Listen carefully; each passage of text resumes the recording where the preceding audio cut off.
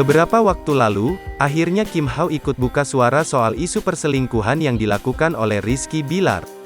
Sebab, sebelumnya sempat beredar kabar bahwa suami Lesti Kejora ini berselingkuh dengan seorang transgender hingga wanita yang lebih tua darinya.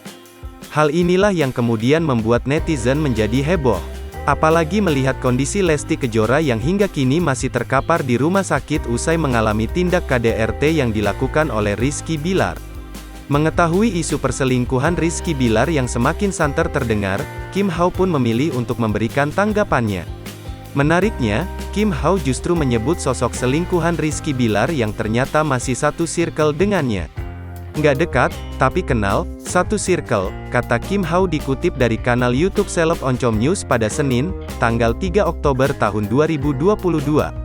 Sekadar cuma satu circle, kadang nongkrong bisa sebulan 1-2-3 kali menurut gue itu nggak dekat, sambungnya.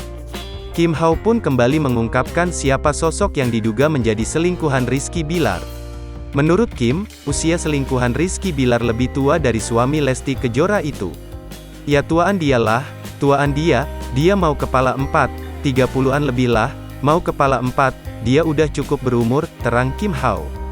Lebih lanjut, Kim Hao mengatakan bahwa selingkuhan Rizky Billar merupakan seorang sosialita yang gemar koleksi barang-barang mewah.